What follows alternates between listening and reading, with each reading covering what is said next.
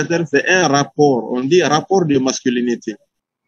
Donc, dans le cas du rapport ici, donc, le dénominateur, c'est les naissances féminines et le numérateur, c'est les naissances masculines. Donc, c'est comme si c'est deux choses différentes. Donc, le numérateur n'est pas comptabilisé parmi les dénominateurs, alors que pour les autres, c'est presque comment dirais-je, cette méthode qu'on a utilisée. Donc, ici, on a pris les naissances masculines divisées par les naissances féminines. C'est en ce moment que ça devient un rapport. Donc, c'est pour voir le résultat par rapport à 1. Donc, si on effectue cette opération de calcul, si le résultat est supérieur ou égal à 1, donc ça a un sens. Si le résultat est inférieur ou égal à 1, ça a aussi un sens. Parce qu'on veut voir ici, donc, est-ce que parmi les naissances, il y a plus de naissances féminines que de naissances masculines, ou il y a plus de naissances masculines que de naissances féminines. Ça va dans les deux sens. Maintenant, dans ça, comme les naissances masculines sont au numérateur, donc si le résultat est supérieur ou égal à 1, donc cela veut dire que soit il y a autant de naissances féminines que de naissances masculines, mais si c'est supérieur à 1, donc cela veut dire qu'il y a plus de naissances masculines que de naissances féminines. Mais par contre, si le résultat est inférieur à 1, c'est-à-dire 0, et quelques, donc cela veut dire qu'il y a plus de naissances féminines que de naissances masculines. Donc c'est l'interprétation de l'indicateur rapport de masculinité. C'est OK? Voilà. Maintenant, comme je vous ai dit, il y a une question? Si, c'est. Oui, moi j'avais une question là. Oui, allez-y. Est-ce que le contraire est possible? Un rapport de féminité? Le rapport de féminité, ça va dans les deux sens. OK. Comme si tu mais un suffit, non? Si tu calcules le rapport de masculinité, déjà, tu as tout le résultat, non? Tu as tous les résultats, oui, c'est vrai. Voilà. En fonction de ça, tu peux savoir s'il y a plus de naissances masculines que de naissances féminines. Tu peux aussi savoir le contraire. Oui. Donc, c'est pour faire plaisir au genre, quoi. Voilà. Donc, ce n'est pas la peine d'utiliser l'autre terme là encore.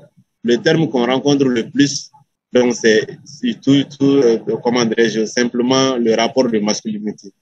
Mais quand il s'agit des taux, on parle le plus souvent le taux de féminité, donc pour pouvoir déterminer donc la part des naissances féminines donc dans le remplacement. Donc pourquoi? Parce que une femme au cours de sa vie féconde, si elle n'a pas mis au monde une fille, donc cela veut dire que le remplacement n'est pas assuré, parce que dans la fécondité, les femmes se font remplacer par une fille. Donc, si les femmes ne donnent que uniquement des garçons, donc imaginez à la fin, donc on va avoir que des hommes sur la terre et il n'y aura plus de naissance parce que les hommes, qu'eux seuls ne peuvent pas donner naissance. Donc, il y a naissance s'il y a naissance féminine. Il y a continuité de reproduction, continuité de naissance s'il y a naissance féminine par chaque femme. Donc, si une femme donne naissance à une fille, elle a assuré son remplacement dans la fécondité. Mais si ce n'est pas le cas, donc cela veut dire qu'elle n'a pas assuré son remplacement. Parce que si elle n'est plus là, il n'y aura personne d'autre pour donner naissance à sa place. Donc, c'est pour cela qu'on calcule le taux brut de reproduction. Reproduction, pourquoi? Parce que reproduction est assurée à travers le remplacement des femmes par leurs filles dans la fécondité. Donc, ce n'est pas le seul taux de fécondité ou le seul taux de natalité qui va nous permettre de savoir donc s'il y aura toujours une croissance de la population, parce que tant qu'il n'y a pas assez de filles, la croissance ne peut pas atteindre un certain niveau. Donc, c'est pour cela qu'on parle aussi beaucoup plus de fécondité dans ce cas, parce que les naissances sont toujours rattachées aux femmes ici. Voilà. C'est bon? Professeur. OK. Donc, on continue avec le taux de... Oui? Une question? Est-ce que actuellement, ces rapports est comment? C'est-à-dire le taux de masculinité mondialement, c'est comment? Le taux? Non, ce qu'il faut savoir mondialement, c'est qu'à la naissance, il y a plus de naissances masculines que de naissances féminines. Donc, les recherches démographiques dans l'histoire et dans les différents pays ont montré qu'à la fin, il y a plus de naissances masculines que de naissances féminines. Mais quand on recense les enfants ou quand on recense la population mondiale, on trouve qu'il y a plus de filles ou plus de femmes que d'hommes ou de garçons. Je ne sais pas si vous comprenez un peu la nuance. À la naissance, les garçons sont plus nombreux. Mais quand on fait le rapport, on trouve toujours que le rapport de masculinité est toujours inférieur à 1. Pourquoi? Parce que, comment dirais-je, quand on fait le rapport d'hommes et de femmes, on trouve que les femmes sont plus nombreuses que les hommes. Alors qu'à la naissance, c'était des garçons qui étaient plus nombreux que les filles. Donc, à la longue, c'est... Hein? À la longue, donc, c'est le sexe masculin qui meurt beaucoup. Effectivement, et c'est pour cela que j'ai posé la question si vous avez compris la nuance. Donc, si à la naissance, on trouve beaucoup plus de garçons que de filles, mais déjà à l'âge de 5 ans, si on compte encore le nombre d'enfants de moins de 5 ans, on trouve que les filles sont plus nombreuses que les garçons, alors qu'à la naissance, ce n'était pas le cas. Donc, ce qui veut dire que les filles à l'enfance résistent beaucoup plus que les garçons. Donc, le taux de mortalité infantile est plus fréquent chez les garçons que les filles. Donc, à la naissance, les filles sont plus résistantes que les garçons jusqu'à 5 ans. Donc, c'est ce qui va renverser la tendance. Sinon, dans l'histoire, dans les recherches, c'est démontré qu'à la naissance, il y a beaucoup plus de garçons que de filles. Mais à un certain moment, donc, on retrouve qu'il y a beaucoup plus de filles que de garçons parce que les filles sont beaucoup plus résistantes donc, à l'enfance que les garçons. Voilà. Allez-y. Quelqu'un voulait poser une question? Oui, je voulais faire une petite contribution. Oui, allez-y. Voilà. Je pense même par rapport à l'expérience de vie, même dans les pays très développés où la médecine quand même est beaucoup développée, les femmes ont plus d'expérience de vie. Il y a des études qui l'ont montré. Les femmes ont plus d'expérience de vie que les hommes. Voilà, ce n'est pas unique seulement dans les pays développés, hein. Même chez nous, c'est le cas. Effectivement, bon, je prends comme c'est le cas. Donc, quoi. Donc, généralement, oui. Dans presque tous les pays, tu trouves que les femmes ont une espérance de vie plus élevée que les hommes. Oui. Oui, donc, les femmes vivent plus longtemps que les hommes. Oui. Voilà, donc cela est confirmé dans beaucoup de pays. Voilà. Donc, pour ne pas abuser, voilà que ce n'est pas que c'est dans l'ensemble donc des pays du monde. Oui, c'est vrai. Professeur, Oui, allez-y.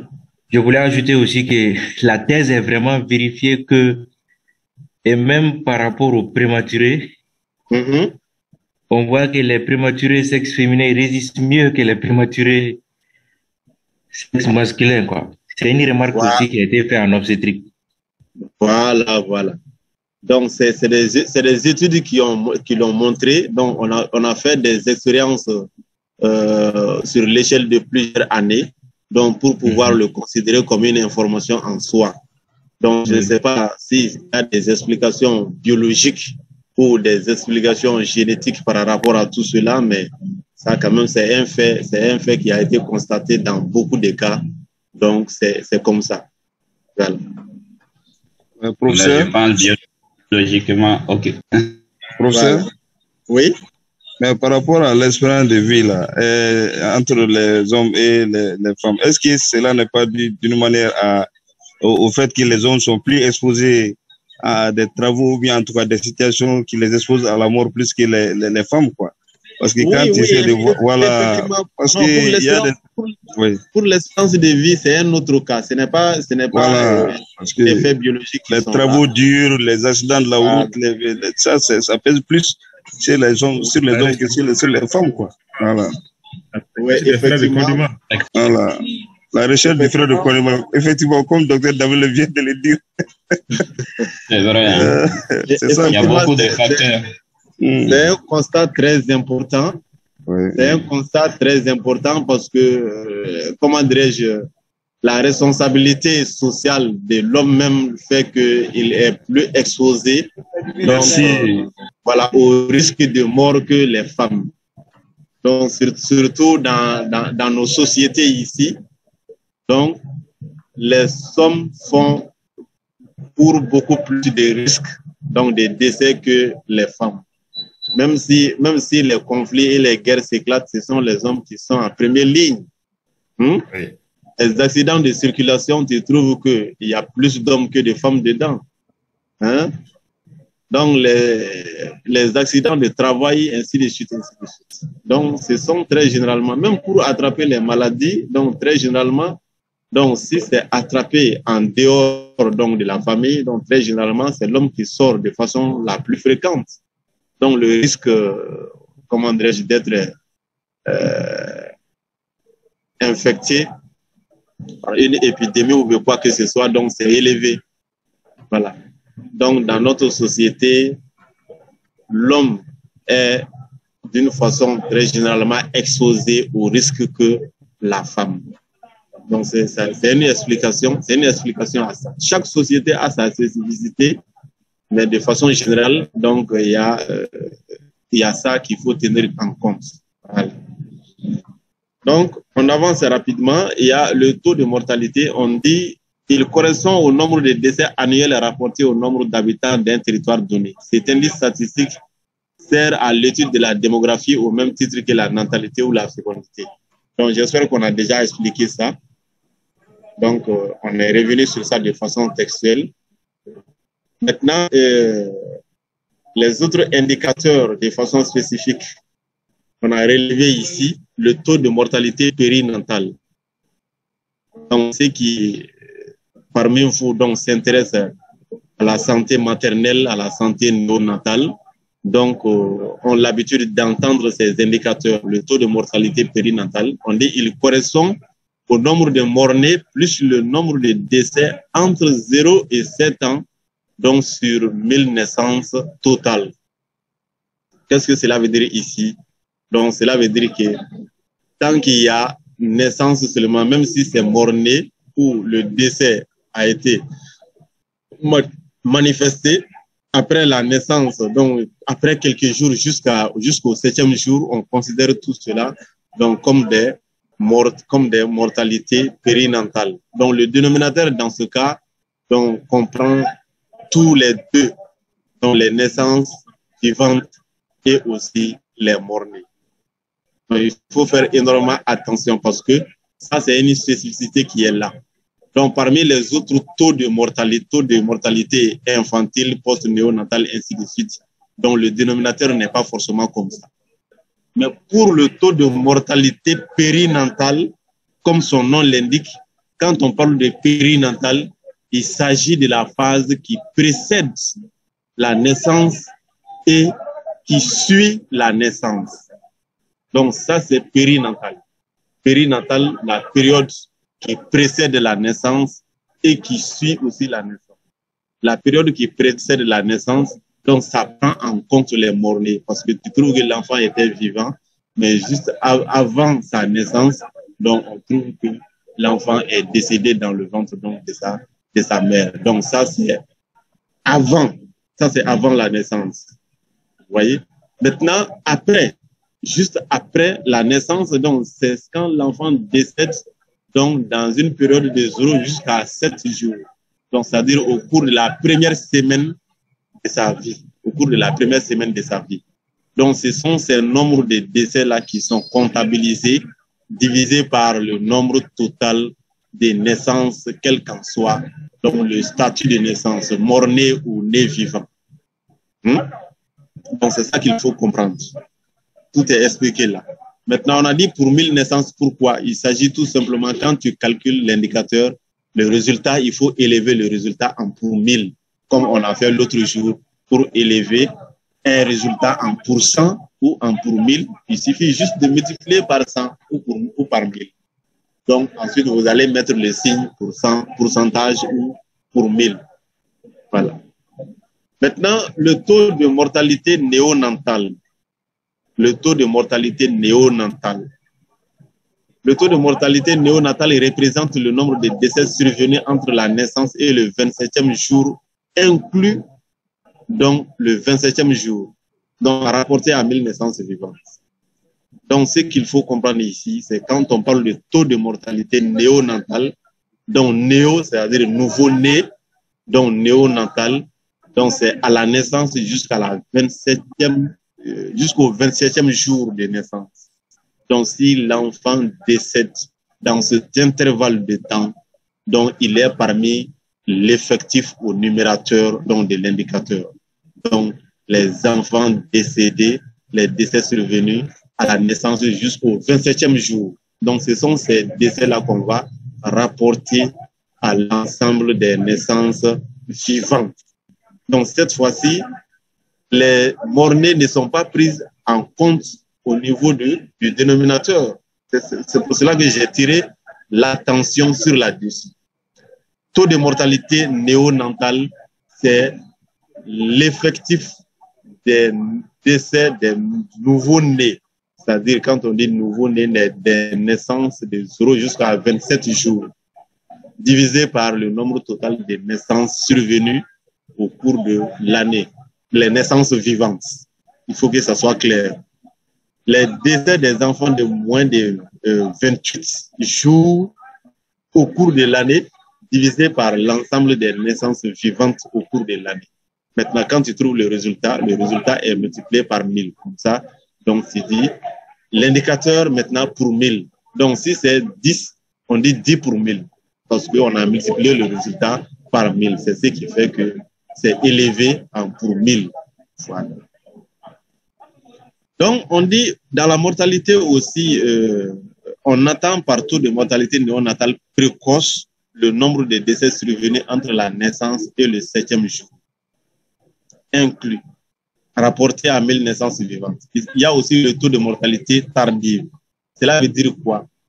Donc, le taux de mortalité néonatale englobe ces deux sous-indicateurs aussi. Donc, néonatal précoce et néonatal tardive.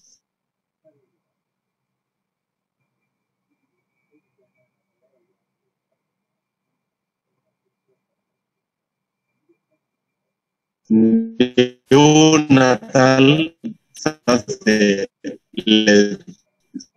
l'indicateur de façon globale. Donc, l'indicateur qui a décès des enfants de moins de 28 jours. Voilà.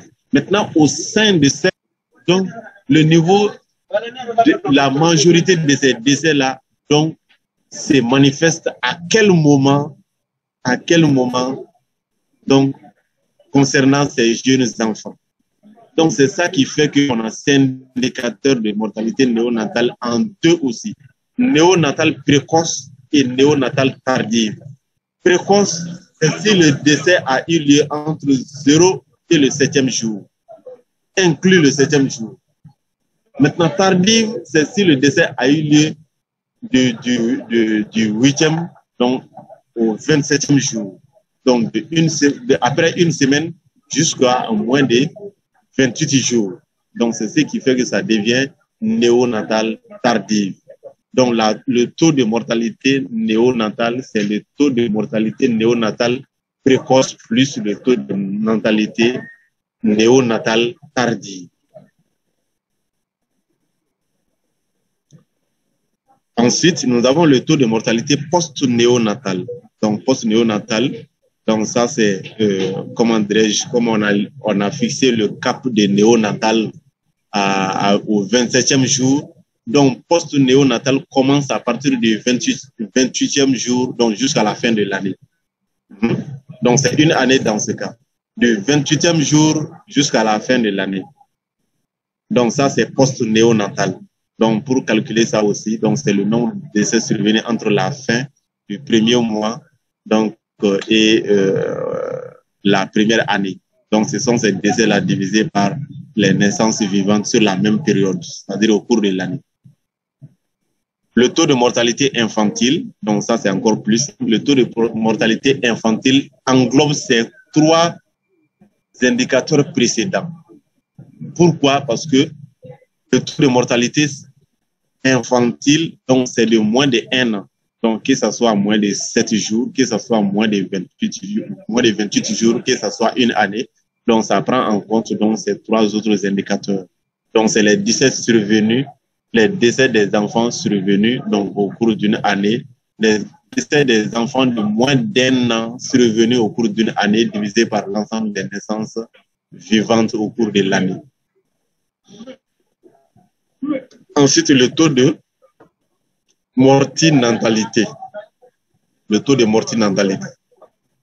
Il représente le nombre d'enfants déclarés sans vie à la naissance rapporté à 1000 naissances totales.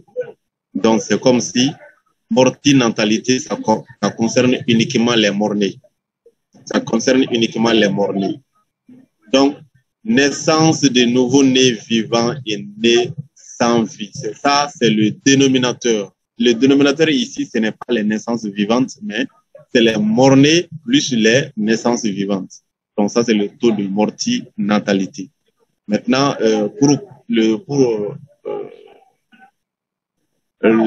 comment dirais-je, la mortinatalité, ce qu'il faut savoir aussi, donc c'est quand on dit les morts-nés, donc il faut que l'enfant atteigne un certain niveau, donc c'est pour cela qu'on détermine le 28e semaine, comment dirais-je, la 28e semaine. Donc quand l'enfant n'a pas encore atteint 28 semaines, donc même s'il y a naissance comme ça, ça c'est une sorte d'avortement, on ne peut pas considérer ça comme une naissance, un mort-né, un enfant mort-né. Voilà. On ne peut pas considérer ça comme un enfant mort-né. Il faut que l'enfant atteigne d'abord 28 semaines. Donc, c'est en ce moment qu'on peut le comptabiliser. On peut le comptabiliser parmi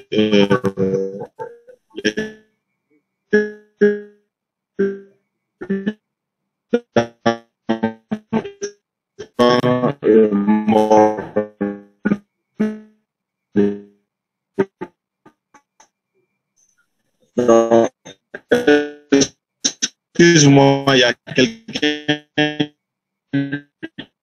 qui est en train de marquer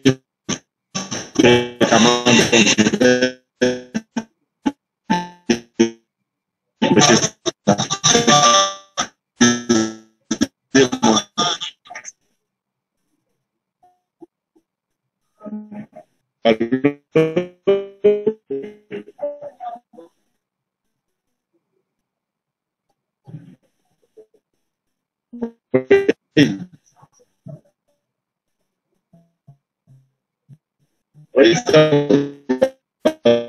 ça va.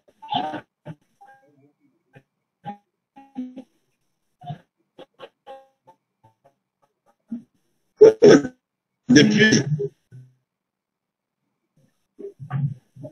Voilà, donc excusez-moi, donc c'est quelqu'un qui est en train de m'appeler à plusieurs fois, donc c'est la personne qui va venir me chercher. Voilà, donc ça me perturbait, j'étais obligé de décrocher l'appel. Voilà, donc on va continuer.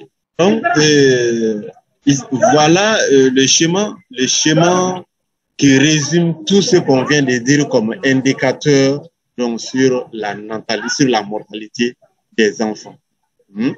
Donc, de façon schématique, cela englobe tout ce qu'on vient de dire. Donc, si vous regardez, en commençant par la mortinatalité, donc le début, c'est 28 jours. 28 semaines. De la 28e semaine jusqu'à 0, c'est-à-dire jusqu'à la naissance de l'enfant. Donc, si l'enfant naît sans vie en ce moment, donc cela veut dire que c'est comptabilisé parmi la mortinatalité. Maintenant, pour la mortalité périnatale, donc ça commence donc de la 28e semaine donc jusqu'au 7e jour de sa naissance. Donc, si l'enfant décède dans cet intervalle, donc cela veut dire qu'il est concerné par la mortalité périnatale. En remontant en haut, mortalité néonatale, donc c'est les enfants de 0 jusqu'à 28 jours, 27 jours, donc la limite c'est 28 jours. Le 28e jour n'est pas considéré donc dedans, donc la limite c'est 28 jours. Donc mortalité néonatale. Quand vous regardez la flèche en haut, maintenant juste en bas, c'est pour cela que je dis la mortalité néonatale englobe les deux, précoce et tardive.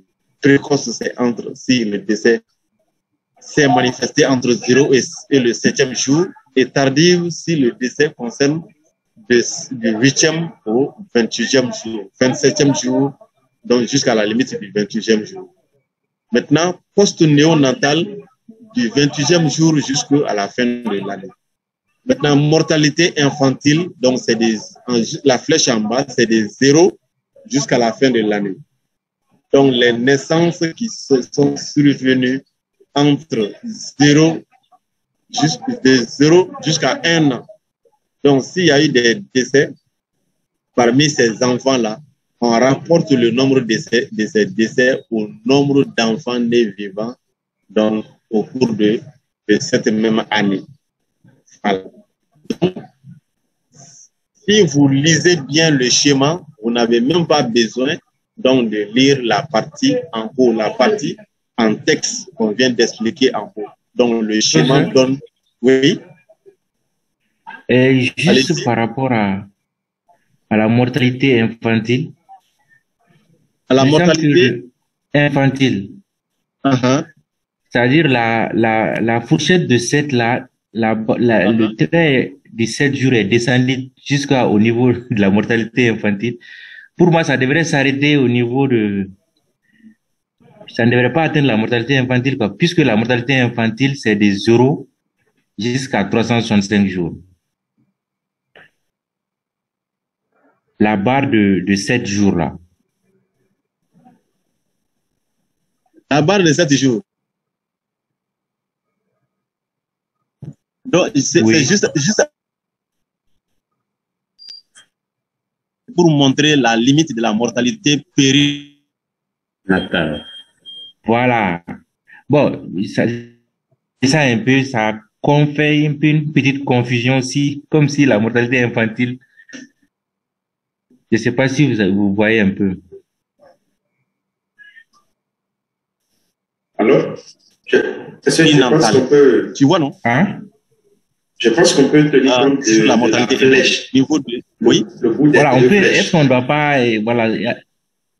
Exactement. Donc, il faut tenir compte de la limite de la flèche. Oui. Et non la limite, voilà, donc, des traits. Voilà. Tu as compris? Oui. Voilà, donc la barre verticale là, donc ça c'est la limite de la mortalité périnatale. Ça ne concerne pas la mortalité infantile. Donc si ça crée la confusion, il faut tenir compte de la limite de la flèche. C'est OK? C'est bon? C'est ça. OK.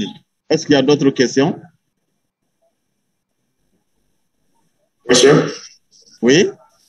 Oui. Est-ce qu'on peut dire, en suivant le schéma de la mortalité infantile, si juste on veut un peu mettre ça en mathématiques, est égal à la mortalité néonatale plus mortalité post-néonatale? Oui, effectivement, c'est ça. Merci. C'est ça.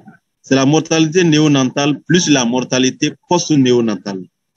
Donc, c'est comme si la mortalité néonatale aussi est égale à la mortalité néonatale précoce et plus tardive. Vous voyez? Voilà. Donc, c'est un peu comme ça. Oui, oui, c'est ça. Donc, c'est comme si... Professeur, bonsoir. Voilà. Donc, ici, c'est le poids qui me pose problème où on disait que soit 28 semaines ou bien 500 grammes. Ah oui, oui. Voilà. Donc, généralement, pour 28 semaines, ça doit, comment on appelle ça, correspond à 1000 grammes. Et pour, justement, pour 500, ça, c'est 22 semaines. Voilà, c'est le constat que je voudrais faire, quoi. Oui, bon, ici c'est qu'on a déterminé, donc on a déterminé ça en nombre de semaines. On a déterminé ça en nombre de semaines. L'objectif, c'est quoi? Ok. Donc, voilà, l'objectif, c'est bon, je ne sais pas jusqu'à quel moment, donc, on considère que l'enfant est en vie dans le ventre de sa mère. Et donc, justement, dans les contextes... Oui, effectivement, dans les contextes africains, c'est à partir de 28 semaines. Voilà.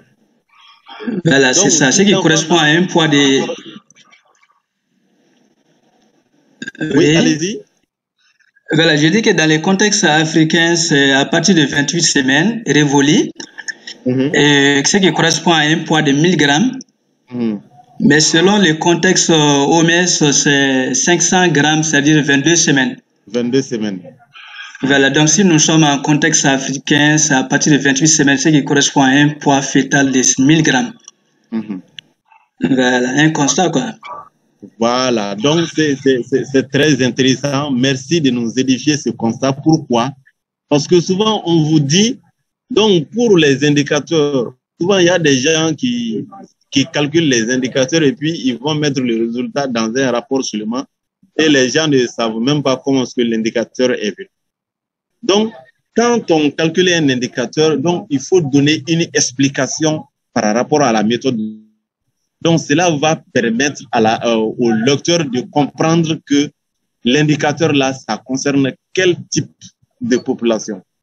Donc, par exemple, ici, il n'y a pas il n'y a pas une limite consensuelle. D'autres considèrent que c'est, 22 semaines, d'autres considèrent 28 semaines. C'est par rapport aux critères jeunes.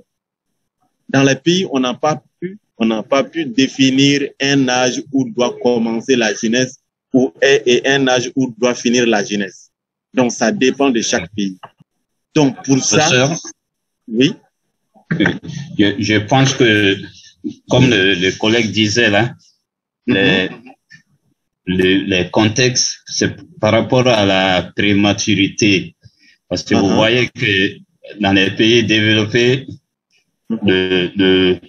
la technologie est plus avancée, ce qui fait on ramène un peu la définition de la prématurité à cet âge, à peut-être 22 semaines, parce que c'est des enfants qui peuvent vivre dans leur contexte, comme il a contextualisé, quoi. Et qui ne peuvent pas vivre dans notre contexte ici du tout. Parce que les manques de moyens ou la technologie, les plateaux techniques n'offrent pas une bonne qualité de survie à ces enfants-là.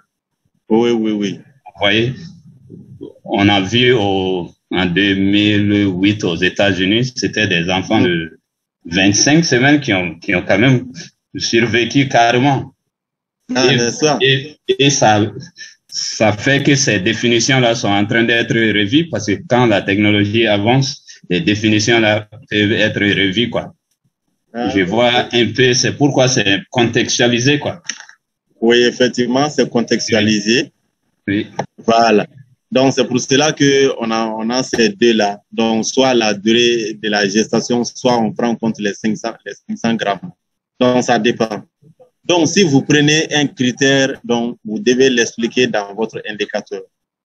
Donc, les enfants de 28 semaines, donc, jusqu'à la naissance, ou les enfants qui sont nés, donc, ayant déjà 500 grammes. Donc, si tu définis la limite, donc c'est pour cela qu'on a mentionné les deux à la fois. Voilà. Donc, effectivement, c'est très intéressant. Donc, il faut tenir compte donc du contexte de l'indicateur. Même pour le RGPH, comme on n'est pas encore arrivé là-bas, pour le RGPH, Donc, chaque pays définit ses indicateurs en fonction de la réalité donc de son pays. Par exemple, le contexte, quand on dit famille, ménage, des choses comme ça, des termes chez nous, donc ça n'a pas la même composition chez nous que dans d'autres pays, surtout en Occident.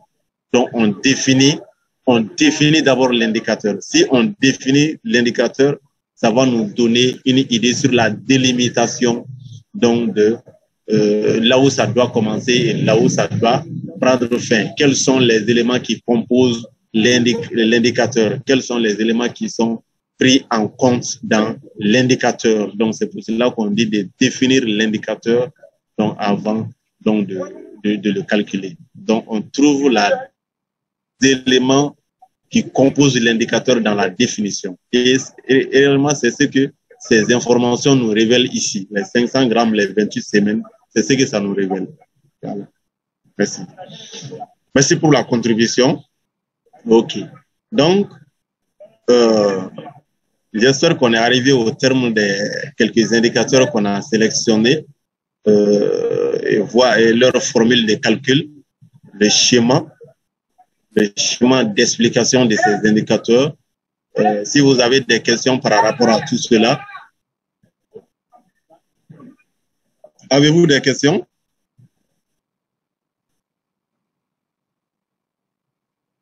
Ok, donc s'il n'y a pas de questions, à la fin du deuxième module, j'ai élaboré un exercice. Est-ce que vous avez traité d'abord le premier exercice que j'avais donné?